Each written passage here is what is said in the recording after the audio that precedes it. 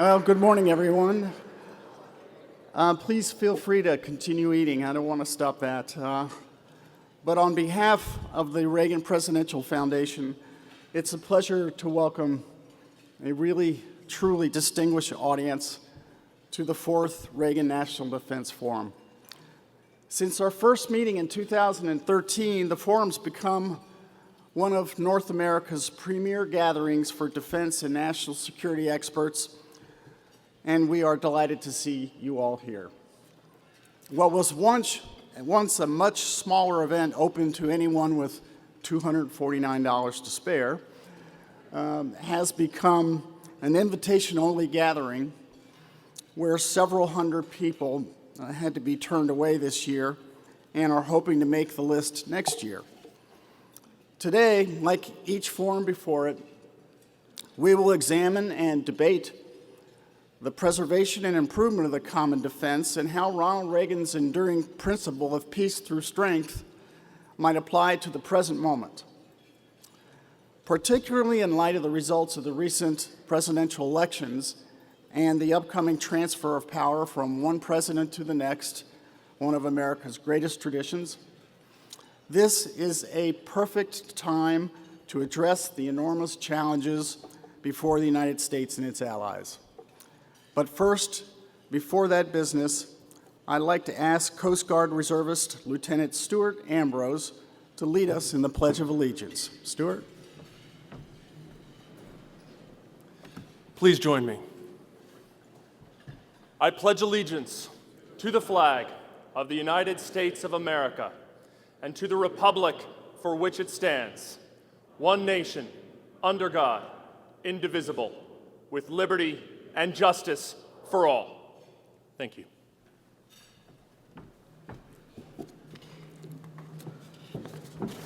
Thank you, Lieutenant. If I could ask you to remain standing.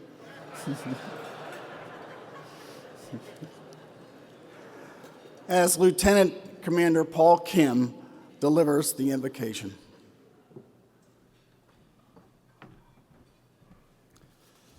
Let us pray.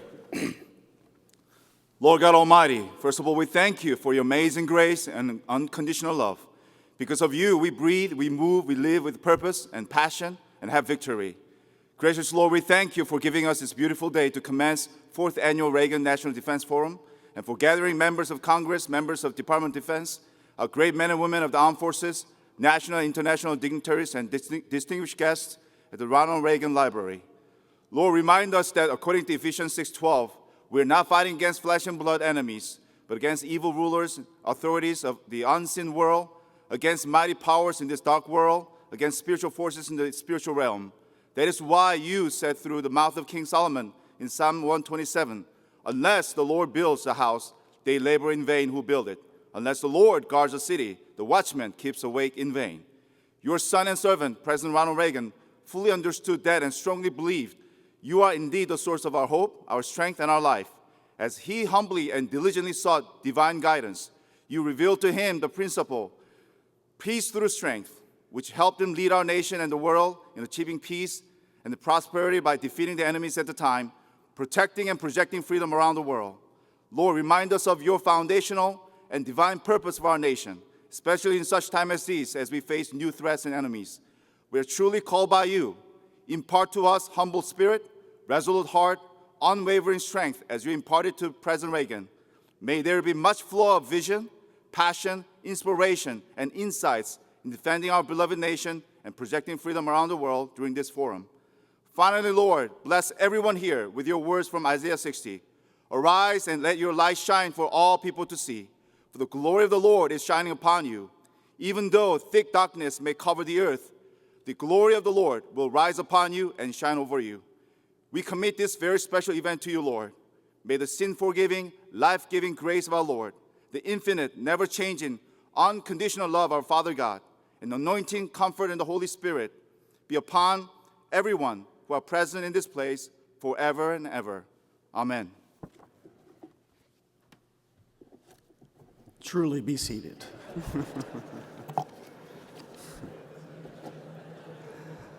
Ladies and gentlemen, Distinguished guests, once again, welcome to the 4th Annual Reagan National Defense Forum. Everyone here knows that peace through strength was one of Ronald Reagan's core principles. By it, he meant that our armed forces must always be capable of meeting and defeating any challenge. Maintaining American strength, he believed, was essential to maintaining world peace. At this conference, we bring together current and former national security officials, political leaders, scholars, journalists, and other experts to explore how peace through strength applies to the modern day. This year, as before, we will address emerging questions. What do the lessons of the formative eras of the Second World War and the Cold War offer to our time? From the perspective of national defense, what are the risks and opportunities of our upcoming presidential transition? What is the role of the strategic deterrence in this new multipolar and high-technology age? To what degree are the once more assertive powers of Russia, China, and Iran threats to peace in their regions? Will they become part of a broader alliance to undermine the general global order? Or is each a potential ally or enemy on selective issues? Or is the answer all of the above? How do we address the new threat of cyber warfare? What was once a minor threat has caused a national political party leader to resign, held major U.S. corporations hostage, and has some holding the view that our presidential elections were hacked by a foreign power bent on challenging our democracy. And with its deficits, debt, and current and likely future force structures, is the United States capable of meeting today's security challenges on the battlefield and the ocean, in the air, cyberspace, and outer space? Can reform enable us to do more with less, or are we, even should we, be in a period of global retreat, consolidation, and reassessment? To kick us off, it is my honor to introduce the chairman of the Reagan National Defense Forum's Honorary Steering Committee, Texas Congressman Mac Thornberry. For those of you who need an introduction of Mac Thornberry, well, it's possible you got on the wrong plane or at the wrong forum. Mac is chairman of the House Armed Services Committee, the first Texan to hold the position. He is unequivocally committed to ensuring that the United States has the military capability and agility to protect itself and our interests around the world. His priority as chairman is to support and provide for the men and women in uniform who serve our country. In addition, he is leading a major defense reform effort to see that our tax dollars are used more effectively and efficiently, and the United States is better able to meet the many threats we face. Deputy Assistant Secretary of State for Legislative Affairs under President Ronald Reagan. Mac graduated from Texas Tech University and received a law degree from the University of Texas. Ladies and gentlemen, please join me in welcoming one of our true leaders in national security affairs, now and undoubtedly for years to come, Chairman Mac Thornberry.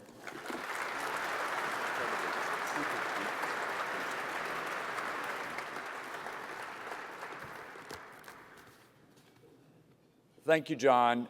I don't think there's any way to adequately express the gratitude and admiration for the Reagan Foundation, the Reagan Presidential Library, John Heubusch in particular, and what they have meant for the success of this event over the last 4 years. But let's give it a try to thank them, please.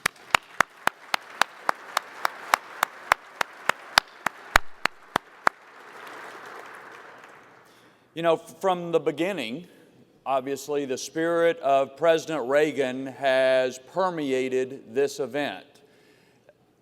Obviously, with the setting, the beautiful library, but also, as John mentioned, his core doctrine of peace through strength, and President Reagan's willingness to work with anybody in order to achieve peace through strength. And I just have to note that this year, we all miss the support and the encouragement that Nancy Reagan always gave to this event.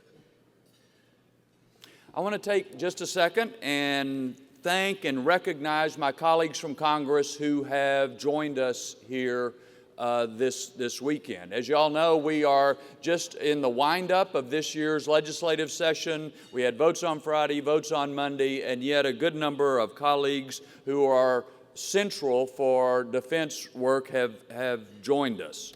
We have Joe Wilson from South Carolina, Mike Turner from Ohio, Mike Rogers from Alabama, Susan Davis from California, Kay Granger from Texas, Brad Winstrup from Ohio, Martha McSally from Arizona, Bradley Byrne from Alabama, Elise Stefanik from New York, Scott Peters from California, Tom Graves from Georgia, Ken Calvert from California, Steve Knight, our host congressman here in California, Steve Womack from Arkansas, the AR, Seth Moulton from Massachusetts, Pete Aguilar from California, Will Hurd from Texas. We also have several senators, Senator Lindsey Graham from South Carolina, Senator Jerry Moran from Kansas, Senator Dan Sullivan from Alaska. Graham and Moran are really housemen at their core, and Sullivan is a Marine, so I can even vouch for the senators. They're okay. You know, as John alluded, if you step back and look at it, this really is an extraordinary gathering with military and civilian leaders from the Pentagon, industry leaders, influential columnists and media reporters, thought leaders, and this year, for the first time, we have several defense ministers from key allies as well as ambassadors from key allies to add an international dimension to this year's forum. Just when you think it can't get any better, it actually does. And the rest of the story is we gather at a critical time. As John mentioned, we're in a transition time in our government. We're in a volatile time when you look at the world security situation, and we've, as we have received testimony in the House Armed Services Committee, we face more critical, complex threats now than at any time in our history. So my message to everybody is take advantage of the opportunity we have today. There will be a lot of insight and wisdom that comes from the stages, but there's also a lot of insight and opportunity to come from the informal conversations, the interactions that occur throughout the course of the day. The challenges of our times demand the best of us. We've got the leadership and the brain power of American national security here in this room, and let's take advantage of it.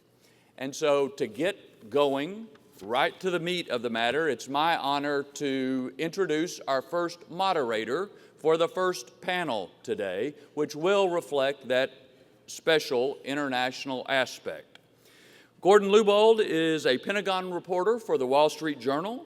He has previously worked with Defense One, Foreign Policy Magazine, the U.S. Institute of Peace, Politico, and the Army Times. He's covered a number of conflicts, been on radio and television. Even more impressively to me, he's embedded with the Marines when they went into Afghanistan following 9/11, and he embedded in Iraq with the invasion in 2003. Maybe the best part is his philosophy that he tries to live by is be extra honest, because everyone thinks journalists lie for a living. Do you think that might apply to politicians as well? Mr. Gordon Lubold.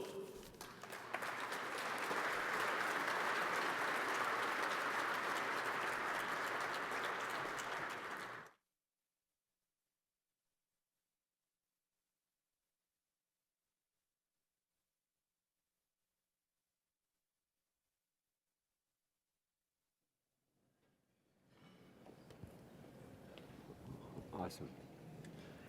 Okay. Well, good morning, everybody. I'm Gordon from the Wall Street Journal, and obviously privileged to be here kicking this thing off on this great California morning. We've got a great panel. I think, as they kind of alluded, what we're trying to do today with this, take another, I guess it's an hour or 15 minutes or so, and get some views about U.S. national security and defense policy from folks overseas and from home. You know, obviously we're in the midst of a big transition. How is that transition viewed from overseas, but also what are some of the things that the new team and the new administration and President-elect Trump are going to need to work on or think about as we go forward in terms of Russia, in terms of China, in terms of, we can't forget about Afghanistan. We got 10,000 troops there still, and a host of issues. So what I thought we would do is very briefly, I would just introduce who we've got here, and then I'm going to ask everybody to just make a very brief, kind of 2 to 3 minute, we'll see how this works, 2 to 3 minute kind of opening statement to kind of give a sense of how they see the world through that lens, and then get some questions, and then get to some questions from all of you if we have time. To my right, Senator Lindsey Graham, Republican from South Carolina, important voice on the Senate Armed Services Committee. Congressman Mike Turner, who is now former chairman of the NATO General Assembly, who also serves on the House Armed Services and the House Intel Committee, one of just, I think, a couple people who do that. Secretary of State for Defense Michael Fallon from the UK, Minister Minister Ine Eriksen Søreide from Norway, and Dr. Ung from Singapore. So welcome everybody, and thanks everybody for coming. It's a great morning. So, Senator, do you want to just start real quick and jump in? You want a senator to speak for 2 minutes? Yeah, and we can try to do it. Good luck. So I'll give you a Senate 2 minutes. Number one, to our friends, thank you for still being our friends. If you're unsure of what's going to happen, so am I, but we'll be friends through the process. This will be a hell of a fundraiser, by the way, when you look out there. So I'll see you all later. So to our friends, President-elect Trump says he's going to rebuild the military, and that's a good thing. See all these banners, that's a good thing for the people hosting this. Now, we're going to have a challenge. It's kind of inside baseball. Sequestration, have you heard of that? That's Latin for doing really dumb things. So Trump says he's going to set it aside or increase defense spending. Count me in, because I think we need to. By 2021, we're going to be spending 2.3% of GDP on defense if we go back into sequestration. We're going to gut the finest force at the time we need it the most. This is insane, even by Washington standards. So how do you increase defense spending? Most of our Democratic colleagues are going to say, I'm for more defense spending only if you'll increase spending on non-defense programs that have suffered from sequestration. The FBI, the CIA, the National Intelligence Services have all been hurt by sequestration. Homeland Security, I would argue, they're national defense in another form. So here's what we're going to have to do. We're going to have to find a way to increase defense spending and get enough Democrats to help us without increasing domestic spending. I don't think we can get to 60. So this idea of everybody in this room, we're going to increase defense spending without some non-defense increases is probably not going to happen, because we got to get 60 votes in the Senate. The fight in the House, and I'll let Mike talk about this, is a lot of people will increase defense spending. They don't care about non-defense spending being increased, but they're going to insist that we pay for it. And if you want to buy back sequestration, count me in. But I don't know how we buy it back without a real bloodbath. So to our friends, it's easy to say we're going to increase defense spending. It's going to be harder than it looks, but we'll get there, because failure is not an option. That worked. Thank you. Good. Congressman. Thank you. It's always difficult following Lindsay. I want to begin by congratulating our Chairman, Mac Thornberry. The House members who are joining you today are coming just off having voted to pass the National Defense Authorization Act, which contained many important provisions, both in support of our troops, reforms on acquisition, and also ensuring that we maintain our troop strength and stop the drawdown that the Obama administration had proposed. It, however, gives us the context to which the Trump administration will be coming in, because the bill that we just passed is about $9 billion less than the bill that originally had come out of the House. As a result, as Lindsay was saying, of the artificial environment of sequestration, we are seeing a military that has been crippled. Our readiness is at a terrible level. Modernization has been put aside. Throughout sequestration, we have taken 50% of the overall cuts to the federal budget and applied them to what is less than 18% of overall federal spending. Our task, as the Trump administration comes in, is to get rid of the artificial impediment of sequestration and return to looking at the whole budget as we look for savings and cost reductions. Now, as the former president of the NATO Parliamentary Assembly, one honor I had is that I had the opportunity to address the heads of state in Warsaw. The message there also included spending. The NATO Parliamentary Assembly had 3 goals and objectives. The first was a return to deterrence. If you turn to my website, I want to refer you to a publication, Deterring to Defend, that lays out not just how we should spend, but what we should spend it on, recognizing the aggression of Russia, the threats of ISIS, how the United States and our NATO partners should return to investing in a force that can deter our aggressors and avoid conflict. Secondly, addressing the issue of spending, encouraging our NATO allies to rise to the 2% level and holding them accountable. And 3, the issue of enlargement, welcoming Montenegro into the NATO family, but also looking at NATO as its focus of ensuring democratic institutions and democratic stability. All of those are going to be handed to the Trump administration, and as Lindsay was just saying, they're going to have a cost, but they're also going to have many policy implications that both the United States and our allies are going to wrestle with. Second. Well, good morning. This morning, today, for me, is a pilgrimage. I had the enormous privilege as a young legislator 32 years ago in being presented to President Reagan on his visit to London on the way to commemorate the 40th anniversary of the Normandy landing. So it's a great honor to be at this forum today and to offer an international perspective on U.S. national defense. And I just want to make 3 broad points, if I may. First, it matters to us, to all your allies, that America remains an outward-looking nation. Every week that goes by offers a stark reminder of the threats that we face, not just from global terror, but from state-on-state aggression, nuclear proliferation, and cyber attack. And these are threats that undermine the rules-based order on which the United States and United Kingdom and European security and prosperity depends. It was President Reagan on Omaha Beach who said, and I quote, "It is better to be here, ready to protect the peace, than to take blind shelter across the sea, rushing to respond only after freedom is lost." We've learned, he said, that isolationism never was and never will be an acceptable response to tyrannical governments with an expansionist intent.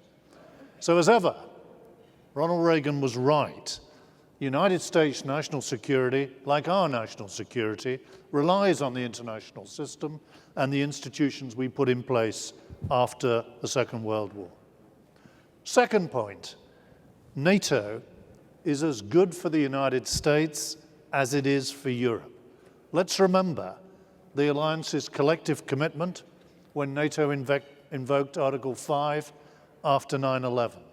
Let's remember the commitment of 50 nations mobilized by NATO in dealing with al-Qaeda in Afghanistan. And today, NATO and the United States' closest allies help underpin United States foreign policy in Eastern Europe and against Daesh, ISIL in the Middle East.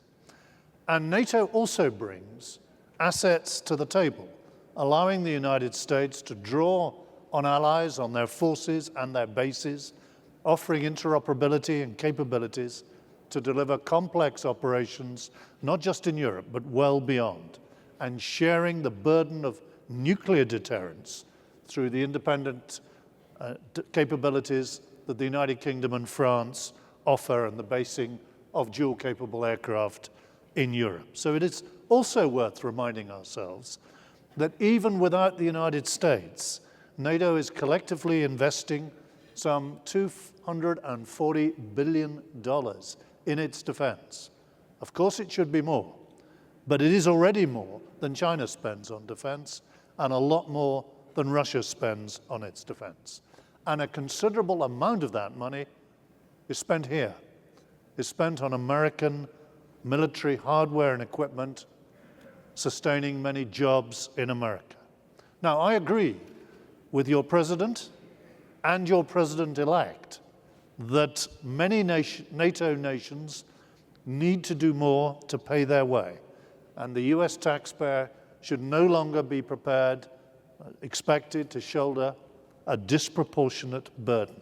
But we do now see, since the Wales summit and the Warsaw summit that Congressman Turner spoke at, we do now see 16 of the 28 NATO allies agreeing to raise their game. And that's important, because that's the unity that sends a powerful message to potential adversaries like President Putin. Third and finally, let me just say that the arrival of a new administration is an opportunity for us in Britain to further tighten our bilateral defense ties.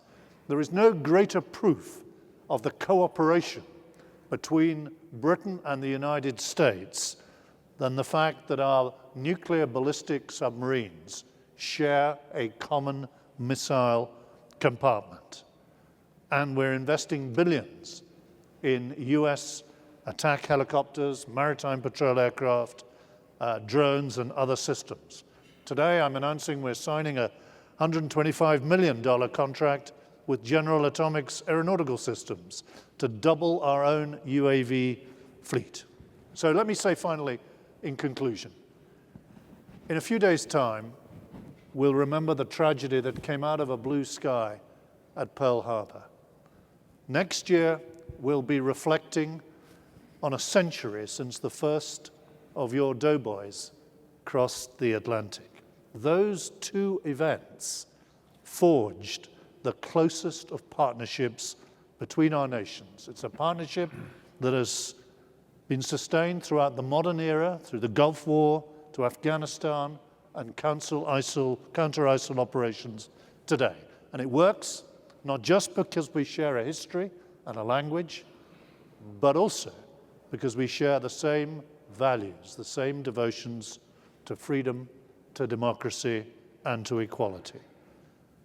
We have to keep making that case for freedom every successive generation. But we also know that freedom is never more secure than when the United Kingdom and the United States stand together. Thank you. Thank you,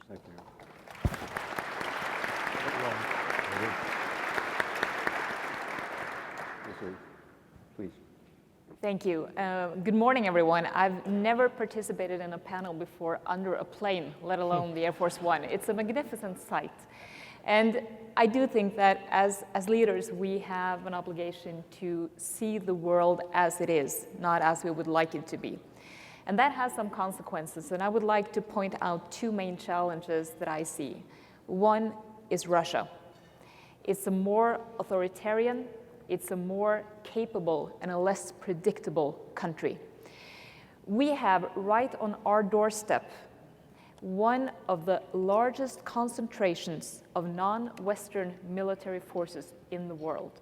It's a testing area for new capabilities and also for new missile systems. And I think it's important to understand that Russia poses a challenge in many different aspects around the world. But in the north, it is more of a strategic challenge, and I think it's important to be aware what it could lead to for the transatlantic security and also for US security. It's paramount that the new administration comes out with a clear, consistent, firm, and predictable stance on Russia early. That has a lot to do with European security and transatlantic security. And if you were to sit with one main message from me today, that would probably be the main message. Secondly, my concern is the health condition of European politics. I think we can all see the reports from upcoming elections and also the currents that we see in European politics nowadays. We have populist movements, we have a distrust in political institutions, we have nationalism on the rise. But first and foremost, this is also a challenge for our way of making decisions collectively in NATO, in EU, and transatlantically. So it could also affect that part of it. It is, in a way, a convergence of discontent that we're seeing in Europe today. And I think that these two challenges are, in a way, mutually strengthening each other. So, as leaders, we also have an obligation to come up with solutions. So I will just briefly say that the transatlantic unity and cooperation is probably even more important than ever. And I would just like, because I think, and Michael did as well, and I think there will be more Reagan quotes during the day, but before the NATO summit in 1988, Ronald Reagan said, "Our first priority is to maintain a strong and healthy partnership between North America and Europe. For this is the foundation on which the cause of freedom so crucially depends." It is just as right today as it was in 1988. And you have really no better ally than Europe. And we have common values that bind us together transatlantically. And we can never forget that in a time where values are torn in many directions. And US leadership, also in Europe, is needed and desired. We do not take your partnership for granted. We do not take you for granted. But I have to say that you can maybe not either take European security right now for granted, because there are so many things happening and so many currents that are underpinning that. And in that perspective, from Norway's side, it is extremely important to underline that we are taking a special responsibility in the North. We are the eyes and ears of NATO. We have an historic budget increase, and we are also investing in high-end military capabilities. Michael and I acquiring new P-8s, new F-35s. I'm also buying new submarines, or not me, but the Norwegian government. There's a fine line between, yeah. So we are also acquiring big investments in intelligence, in air defense, in the army. The point is, we have a special obligation in the North, and we are assuming that obligation. And I think it's important to remember that when you have good allies around, you can trust them in good times and in bad times, and that is what I consider maybe one of the most important things that we can do on behalf of each other. Thank you. Thank you, Minister.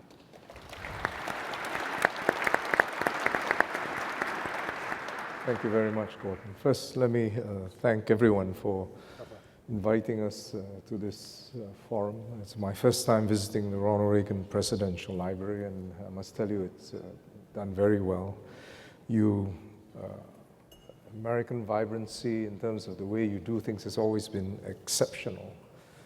And I agree with the remarks made before this forum that this is a time for change and a time for reflection. And I thought it would be useful for me in the next few minutes to just confine my remarks to the Asia-Pacific region. I think as one ponders policies going forward, it's quite useful to see how your past policies have affected the Asia-Pacific region. And I thought I want to make 3 points. And all of us know that in the last 70 years, after World War II, it was the American dominance in Asia-Pacific region that was a force for stability. I wanted to choose a particular quote, and this quote is from an Indonesian defense minister. Some of you may know him, Dr. Juwono Sudarsono. He was the first civilian defense minister that Indonesia had, a scholar. And he said this: "It was America's forward presence that provided vital strategic assurance, guaranteeing regional and financial growth in the Pacific region. It was America's stabilizing force that allowed emerging economies like Singapore, the Four Dragons, China, India, to be able to rise. And indeed, one should see the rise of China, India, and ASEAN, which, by the way, together have 3 billion people, hundreds of millions lifted out of poverty, as a virtuous outcome of the US foreign and defense politics and policy in the last 70 years. That's the first realization. And if nothing else, I think that very fact alone validates the US foreign and defense policy towards Asia over the last few decades. But I think this success brings along a suite of new challenges as we're contemplating American foreign policy going forward. And I'd just like to make 2 points in regard to that. First, the US role as the resident power in the Asia-Pacific region cannot be for the sole purpose of containing China, perceived or otherwise. It is neither possible nor strategically necessary to contain China's rise. And there are good reasons for this. Secretary Fallon said that America benefited from its investments and its security policies and defense policies around the world. China is now an integral leader in the global systems of trade, finance, and security. It's the largest economy in the world, largest or second largest trading partner of nearly every country in the Asia-Pacific region. Some numbers to just reflect that. China is US' largest goods trading partner, and the total goods trade of $600 billion last year. In the first 9 months of this year, Chinese companies have invested $76 billion in buying US firms, and this was compared to US $2 billion a decade ago. China has strong economic initiatives. You've heard about the Asian Infrastructure Investment Bank with 57 founding members to date. Militarily, China is the second largest defense spending behind the US.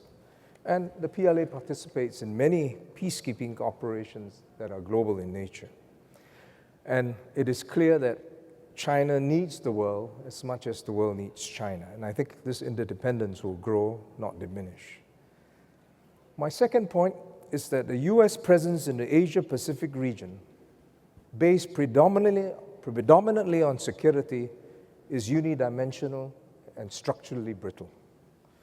The US has announced 60% of its naval and air power will be based in the Pacific by 2020. These policies, these security policies, must be complemented by US expansion of its trade and commerce links to ensure it remains a dominant economic power as it's historically been. I'll remind everyone that in the past 50 years, the US was instrumental in establishing the international monetary and financial order post-World War II, whether it was the IMF, the World Bank. The Trans-Pacific Partnership would have been a concrete, tangible commitment. I'm facing the reality. It would have been a concrete, tangible commitment. And to continue to be a dominant force, the US needs a multifaceted relationship with countries in Asia. And China is pursuing that multifaceted relationship with many countries, whether it's through the Shanghai Cooperation Organization, the One Belt, One Road initiative, and as I recently mentioned, the AIIB. I want to just conclude by saying that I do not believe for a moment, even with any new administration, that the US will reduce its presence in the Asia-Pacific region. You have too much invested, and you're a resident power with no need to feel at risk that that power and that influence will diminish. And Singapore looks forward to working with the new administration to continue to allow the US to be a dominant and stabilizing force in the Asia-Pacific region. Thank you very much. Thank you, Mr. Ong. Let me jump into it. Last 24 hours, we saw President-elect Trump get into contact with the president of Taiwan. This was shocking to the Washington establishment and the protocols established over years. So kind of two questions, and I'm looking at you, Minister Ong. What does that mean for your region, and is it a problem? And maybe for anybody else, with Senator Graham particularly, is like these kinds of calls that are kind of unscripted and kind of seem to be kind of random, are they actually dangerous? But Minister Ong. Well, I want to be careful and wise that it's not Singapore's place to second guess on what the President-elect's reason for the call is. But let me make a larger point. I started by saying that the American presence in the Asia-Pacific should not be perceived or otherwise to be seen as containing China. And that's a larger strategic question. What is America's interest as it accommodates China's rise in the Asia-Pacific region? Taiwan is a core interest of China. President-elect's administrative team followed up after the phone call to say that they adhere to the One China policy, as does Singapore. And we are very careful and, in fact, constructive. And you remember there was 2 instances where we advanced that One China policy. 1993, in what was called the Wang Ku talks. This followed the 1992 consensus meeting. And last year, when President Xi Jinping and Ma Ying-jeou met in Singapore. So I think that we ought to have the larger strategic interest in mind. I think there are a lot of benefits that a China economy that's strong, it provides opportunities for both US and other countries in the world. And I think that there are many areas that we can focus on that are productive. Diplomatically spoken. Okay, Senator Graham. Well, I would not give the number to President-elect Trump, because when he got my number, he put it on TV. So if he calls you, don't do that. So, I don't know if he meant to receive the call. It doesn't really matter. I don't think it's that big a deal, because they did reaffirm the One China policy. But the big loser in 2016 in terms of the election, I think, was our standing in Asia. If I'm an Asian nation, wannabe ally of the United States, and I hear all this TPP talk, I mean, the biggest loser is free trade. Between Hillary and Trump, most Americans believe we shouldn't be trading with almost anybody. So if I'm China, I'm licking my chops, because you can make trade deals better, but this was an attack on the concept. I've been to Singapore, and it's a beautiful place. You just need to move it closer. It is so We're trying. forever to get there. Senator, we're trying. But you're an experiment in what rule of law and democracy. I mean, you're just a wonderful place. Our friends in Australia, that whole part of the world. Can you imagine how this plays over there? They take a political risk to enter into a trade agreement with us so they'll have a better trading relationship with the United States, to tell the Chinese you're not the only act in town, and we pull the rug out from under you. This is going to hurt us. And my only advice to President-elect Trump, I don't know who you call, and I don't care who you call.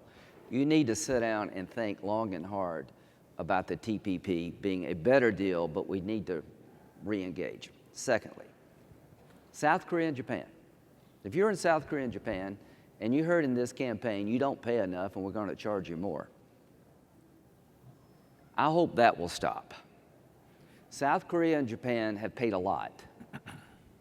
It is in our interest to keep this relationship.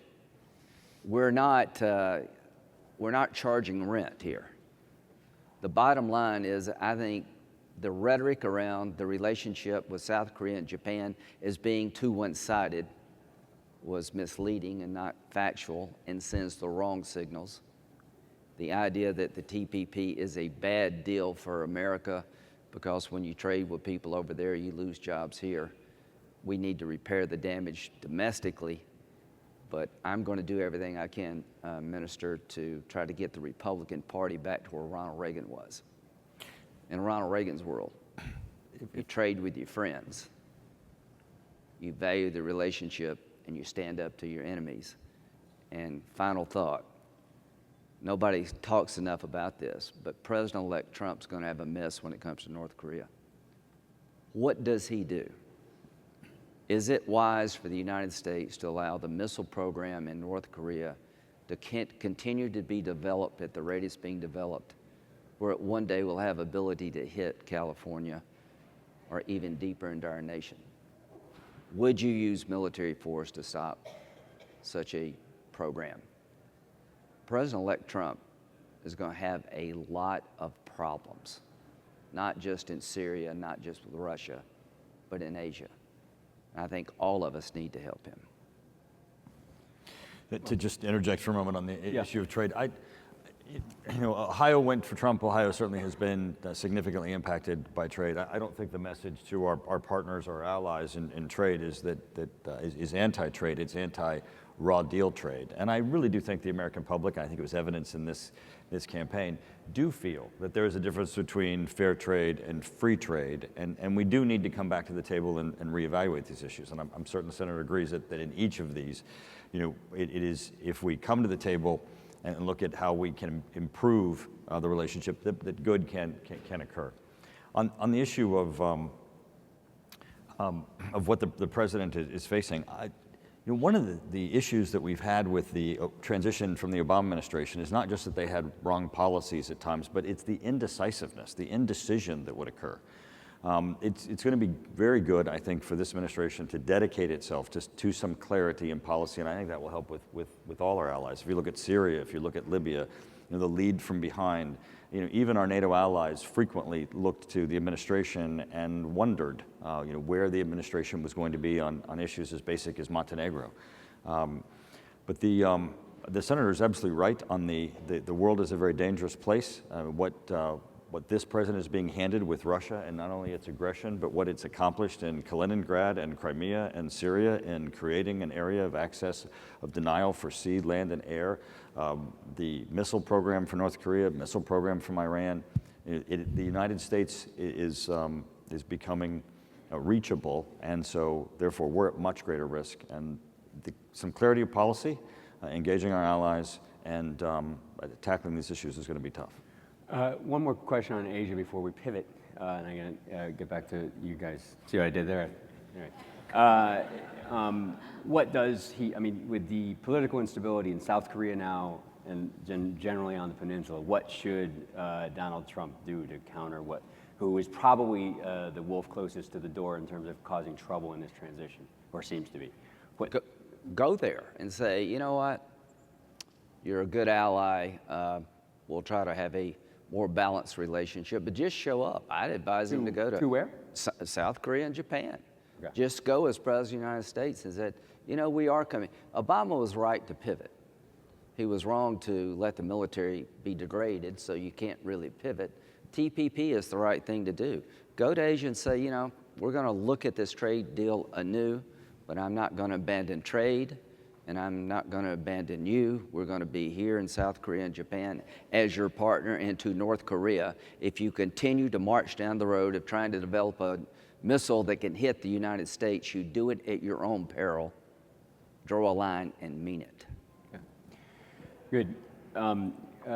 Let's go to the North Korean guy over there. What's that? Let's go and talk a little bit more about Russia. Mr. Erickson, Soretta, you obviously mentioned it, and particularly of interest to you. Just kind of a basic question. The U.S. ERI initiative puts more presence, more American presence in Europe, but is it enough? And do you feel like you're getting the right coherent messages that you want about presence? And then, Congressman, you can jump in there too, and anybody else. Well, I think that when we look at the European Reassurance Initiative, it has been very important, and I think it served also one other purpose that may not be so clear and so evident, and that is that it also made European allies step up to the plate, because it was a really, and Michael and I were both sitting in ministerials when this came about, and we could see that some of our allies maybe thought that, well, okay, the Americans are coming, they're taking a stronger responsibility, and we don't have to do our part. The rest of us thought of this as a kick in our leg, saying that we have to do more. So that has been a very positive effect, I think, of the European Reassurance Initiative. And you have to remember also that European countries ourselves, we are also participating more in reassuring, in being present in different countries, and we are assuming a greater responsibility for our own security. I mean, in the High North, I think that one of my greatest concerns with the strategic situation that we have in the North Atlantic is that we haven't had for many years a good maritime strategy in NATO. And we're about to get back to that now because we've taken some initiatives. We haven't had a command structure that has been fit for purpose and not fit for purpose for what we see right now, which is also an initiative that we have taken and it's now being done. And I think those are important issues because we can talk about reassurance, we can talk about American presence, which is very important, and American leadership, and American policies towards Russia, as I mentioned in my intervention, is extremely important. But it is also important that NATO as an alliance is able to adapt to a new situation. And that entails some of these things that I just mentioned. And I do think that if I can make one other point, I mean, we have, in Norway, we have 80% of the size of the Mediterranean are the maritime areas that we are responsible for. They are huge. And there are so many things going on, especially subsurface from the Russian side, that we need to keep our eye on. And we do not only do it on our own behalf, we do it on behalf of the alliance, we do it on behalf of the US. And in that respect, I think that no one in Europe have missed the message of allies needing to do more, spending more in defense. We've heard it consistently throughout 2 decades from politicians on both sides of the aisle. And it's not a shocking message from President-elect Trump. This is nothing that we've, oh wow, this was a big surprise. But at the same time, I think that as much as we have adopted that message and we are now actually doing something about it, as important is for our part to have the reassurance from the President-elect that there is no discussion about the Article 5 guarantee. That is extremely important also in the strategic picture of a more capable, less predictable Russia. Congressman, Russians respect strength, and there's equality to quantity in numbers. Does the U.S. have enough presence in Europe? No, we do not. I just got back from the NATO Parliamentary Assembly meeting in Istanbul and met with the Secretary General Stoltenberg, who had just spoken to Donald Trump, and he was very encouraged, as the minister is saying, of the relationship and the statements and the commitment by the President-elect to NATO.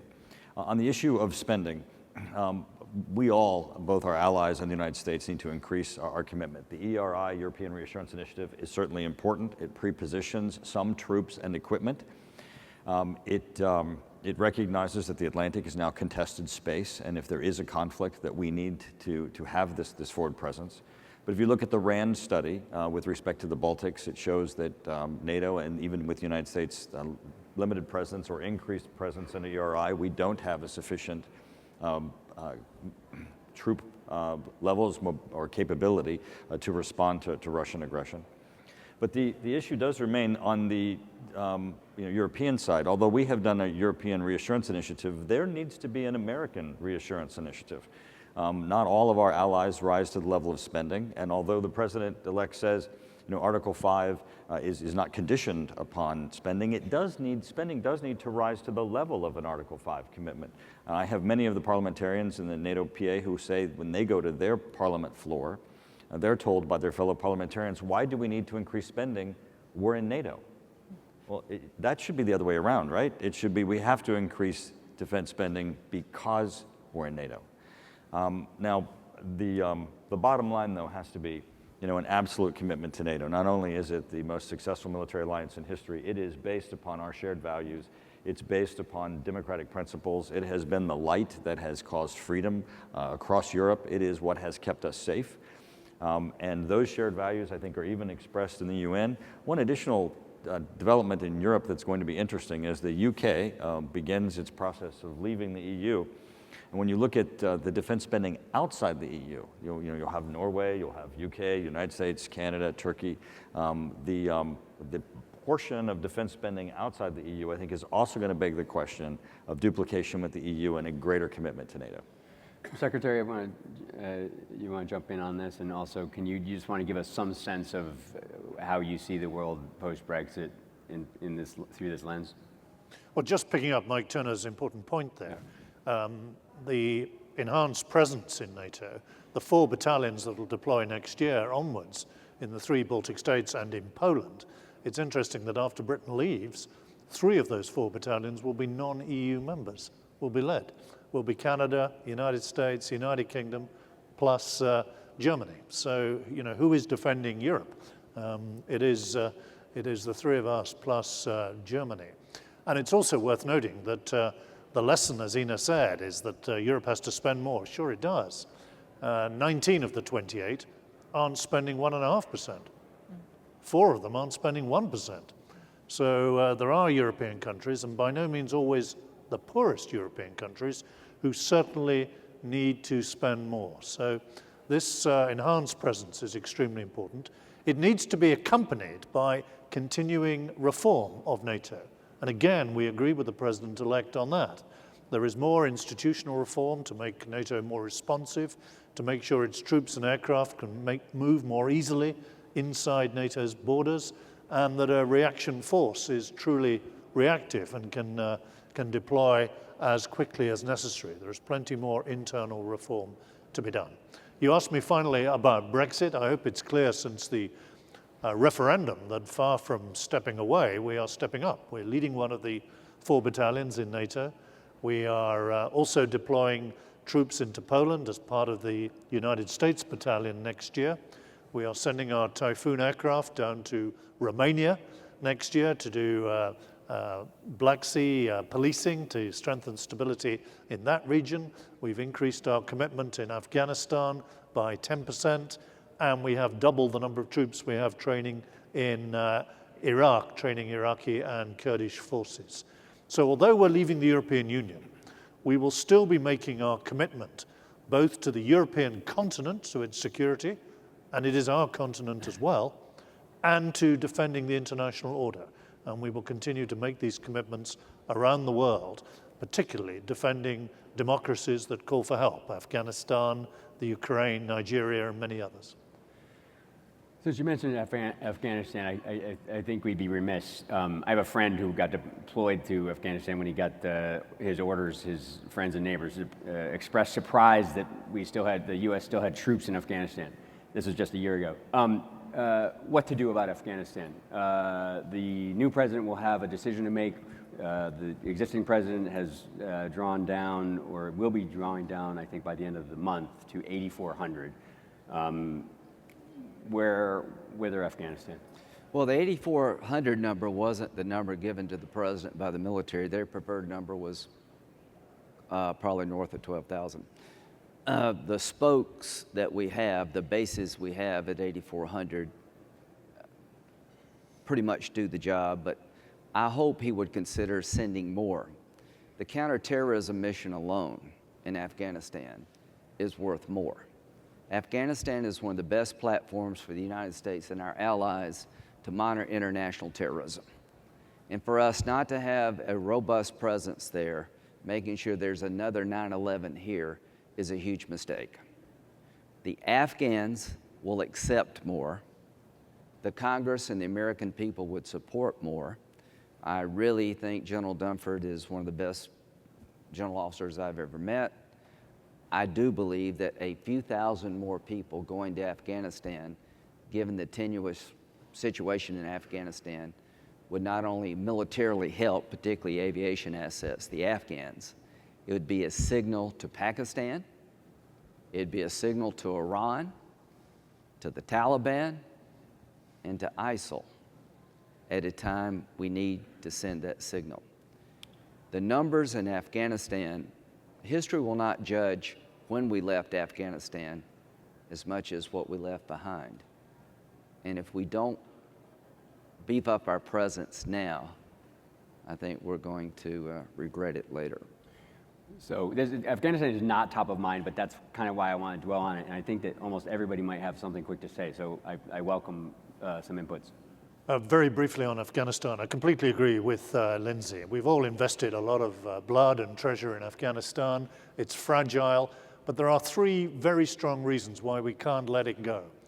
First, as Lindsay says, there are at least 4 transnational terrorist groups in Afghanistan that wish us harm around the rest of the world.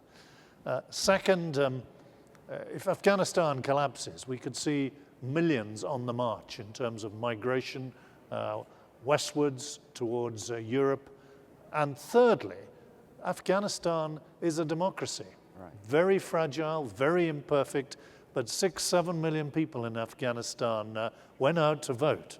That is a precious thing, and I think we owe it to the Afghan people not to abandon them now. Sure. Erickson, so Well, first and foremost, I'm very glad that you bring the subject up in the manner you do, saying that we are still present, and we have to remember that, because we have a tendency now to talk about Afghanistan as something in the past, not something that we are still engaged in. And we take risks, and our soldiers take risks every day in protecting the Afghan people and building security. So I'm just glad that you did it in that manner. Then I would just like to say that I would echo everything Michael says, and I think it's very important that we have a broad outlook on the region. There is a reason why a relatively small country like Norway are training Iraqi security forces in Erbil. It's a reason why we are present in Jordan training Syrian groups. It is a reason why we have been in Afghanistan now for 15 years.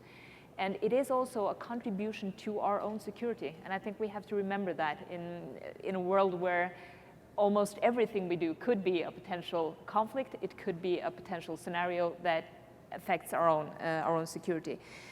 And I think we all need to take into account that we do what we do conditions-based, not by timelines. We need to stand shoulder by shoulder with our allies and partners, with the Afghan society. And there is a famous Taliban saying that we've got the time, you've got the watches. And I think that doing this conditions-based is extremely important. Otherwise, we can lose a lot of the gains that we, after all, have accomplished. Mr. Young. I thought it would be useful to share that the export of global terrorism affects my region, has a great impact. As you know, Indonesia, with 250 million people, is the world's largest Muslim democracy, and Malaysia has a significant number of Muslims. But more than that, as we emphasized to Secretary Carter when we met him, and us meaning the ASEAN countries, is that paradoxically, as the situation in Iraq and Syria improves, we are expecting the wave of returnee fighters back into Southeast Asia to exacerbate the region, the problem. Indonesia has reported more than 700 foreign fighters in Iraq and Syria. Malaysia has reported more than around 300, of which some numbers are from their military. And southern Philippines and parts of Indonesia have, even now, geographically, they're easy to house terror camps, terror training camps. So it's a clear and present danger. And that's the reason why Singapore felt that we would be part of this fight against terror. That's why we went to Oruzgan together with Australians, Americans. That's why we went to Kandahar, Kabul. And now our tankers are helping to refuel some of the fighter jets into Iraq and Syria, and we will continue to contribute. I think there is real opportunities for us to collaborate, and we are collaborating on intelligence as well as other platforms, but it's a significant problem for Southeast Asia. If I could, I think this is a real important lesson for the next administration in the shift of this culture of indecisiveness. If you look at Iraq, Afghanistan, Libya, Syria, if we're going to rise to the level of making a commitment, we need to be committed because our allies are going to be committed. Our adversaries are going to be committed. If we rise to the level of a commitment, our allies will be with us. We'll be able to put down our adversaries and we'll be able to make a difference. These protracted conflicts where we're not making a resolved effort are certainly not good for us or the security of the world. Okay, good. A little bit of consensus there. Okay.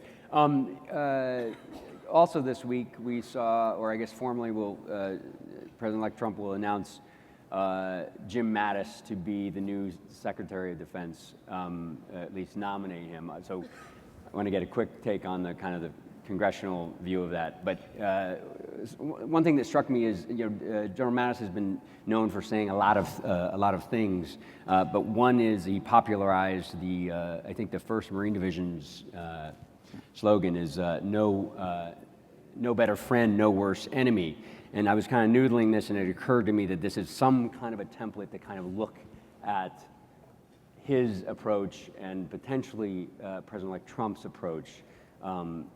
So, can you just comment on General Mattis? I think everybody's kind of big on General Mattis, but I'd love to hear what you'd say from a congressional standpoint. But then I'd like to hear what everybody kind of thinks about that view and how that might unfold. Well, I thought it was an outstanding choice. Anybody named Mad Dog, you're probably going to get my vote. But he's the warrior monk, and he's called Mad Dog by his troops. He's one of the most sophisticated thinkers in the defense world I've ever met. He's a Marine's Marine, and picking him is a signal, I think, by President-elect Trump that we're going to have a different relationship with the Arab world and Iran. I know they don't like this in Tehran, so that's one reason I want to vote for him.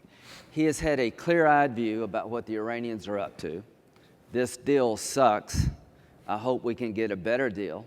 I don't want a war with Iran, but I think the biggest mistake we made since World War II, in my view, is to relieve sanctions on a regime who is commanded by a religious Nazi. On the day we voted on the sanctions on the Iran agreement, he tweeted out, hopefully within 25 years, Allah willing, we'll destroy Israel. He's been provided $150 billion worth of cash since this deal last year. Not many schools are being built, not many roads are being paved, but their missile program is moving forward, and he's destabilizing the entire region. Mattis is a signal to the Arabs that America is going to change its policy toward you, and most importantly, Iran. I cannot tell you how important it is that this pick be approved if you believe Iran needs to be brought into the fold. The biggest challenge President-elect Trump is going to have is how do you renegotiate a deal?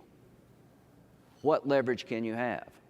So I'm going to introduce next year sanctions on the Iranian regime based on their missile test program, their missile program, violating UN resolutions, turning the Mideast upside down, supporting terrorist organizations in historic fashion, unconnected with their compliance to the nuclear program.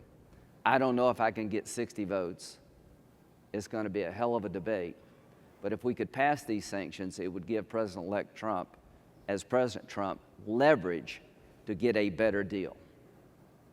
So Mattis, to me, is the right pick at the right time.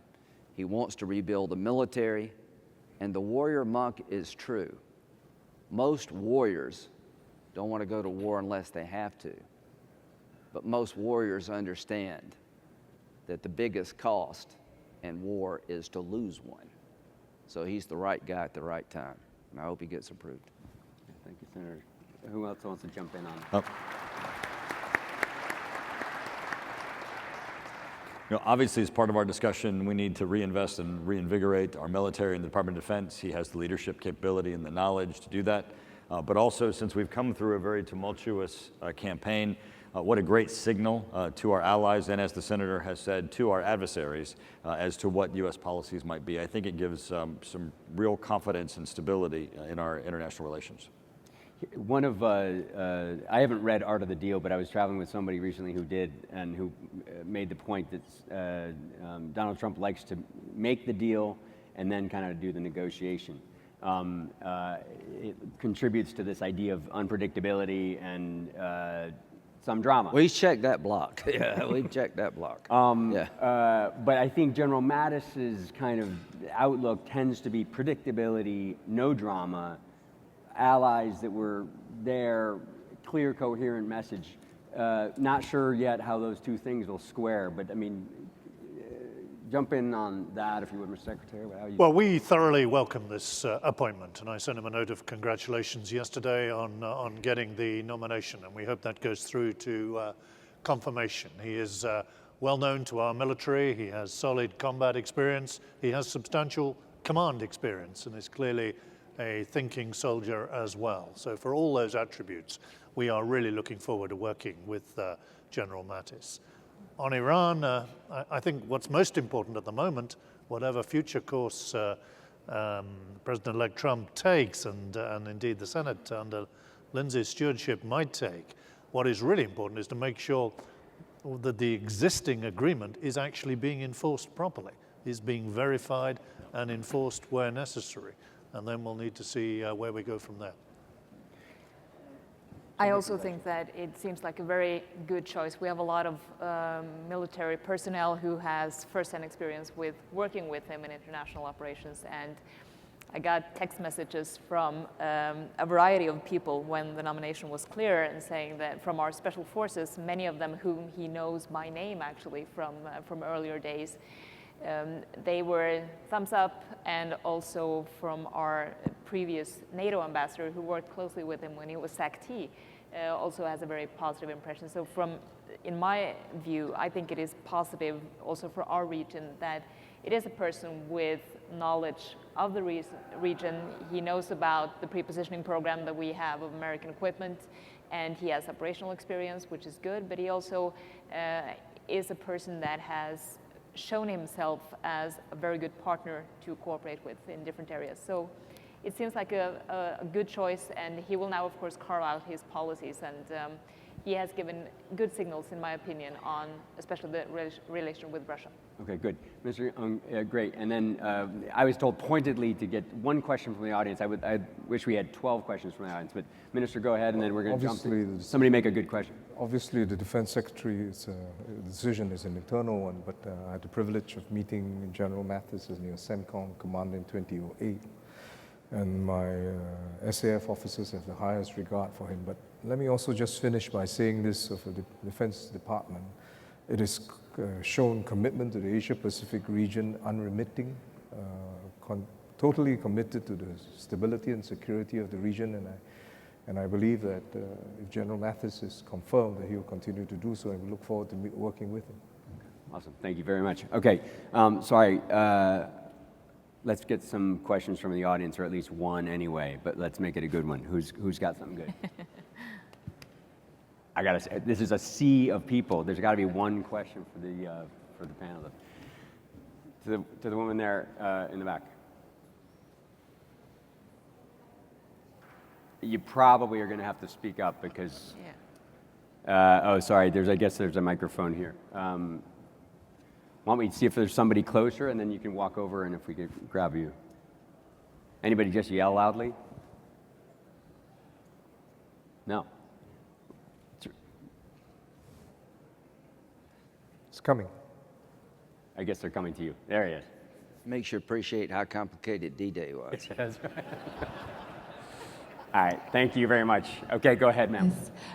A lot of us were depending on Donald Trump when he said that he would tear up the Iran deal right away. But from what I read recently, General Mattis said that just leave the deal as it is, and it is it's been sort of, it's a temporary thing, it's not a final deal, but let's just brace for the worst. So I'm not sure. I'd love Lindsey Graham to please particularly address that, if they do or do not really plan to tear up the deal. So you're saying Mattis said leave the deal in place? Well, I think General Mattis has talked about it. The U.S. can't unilaterally pull out of the deal easily, and there's not a Yeah, there's nothing easy about Iran. I don't think it's going to be easy to get the Ayatollah to quit trying to destabilize the Mideast. Here's the question: what do they want? What does he want to do with a missile? Do you think, how many people here believe if Iran had a nuclear weapon, they might actually use it? Well, raise your hand if you're in Israel. So here's the deal. The deal sucks. 10 years from now, they can enrich and reprocess without limitation. In 15 years from now, everything's off. It's a temporary, not a dismantling of their nuclear program, which was the goal of the deal. It is holding in place with more oversight than we had before. It's not all bad, but it's not where we need to go. If I'm Saudi Arabia or some other country in the crosshairs of the Iranians, I'm probably going to bet they'll get a bomb one day under this deal. I might as well go buy one now. So Trump has an opportunity here to get a deal that makes sense to me. If you want a nuclear power program for peaceful purposes, you can have it. I don't care if they have a nuclear power program to light the lights. I don't want a nuclear power program that can be turned into a nuclear bomb to create an arms race in the Mideast. And here's what a good deal would look like. You don't need an intercontinental ballistic missile to defend yourself, given your behavior. You're not going to get one. The deal would look like this: if you continue to destabilize the region, you're never going to be welcomed into the family of nations. I can't tell you how important it is to get Iran right. So Trump was right to say we'll get a better deal. I don't want to be irresponsible and just tear it up and walk away, but I want to replace it, because if you don't replace it, if you continue to let them march through the Mideast, destabilizing the entire region, build missiles in violation of resolutions, and they don't pay a price, they will keep doing it, and all hell is going to break out in the Mideast because of the Iranians. When it comes to Iran, we need a better deal. We don't want a war. But here's the one thing Iran needs to understand. If you go to war with the United States, you're going to lose.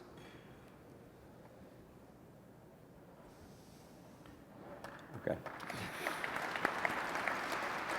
Real quick, I think we're running out of time, but please jump in real quick. Sure. And then we'll jump.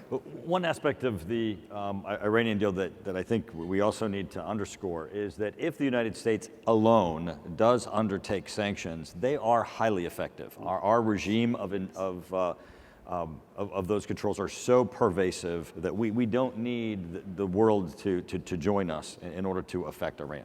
And I agree completely with the senator on the issue of the missile technology. It is a travesty that it is being permitted. The other aspect is it is a bad deal, and it's not just a bad deal in the cessation of their activities. You know, I met with the lead inspector from the IAEA, and he was making the point that he's giving a ledger, and he's asked to certify the custody and control of what's on the ledger, but he's not being asked to certify the ledger. I mean, there are so many holes in this thing. It is not safe for us in the long term, and it shouldn't be 10 years. It should be forever if we're going to have a deal on their not pursuing nuclear weapons. Okay. All right, listen, everybody, thanks so much for the time this morning. Thank you to our panelists for giving them a round of applause and talk about.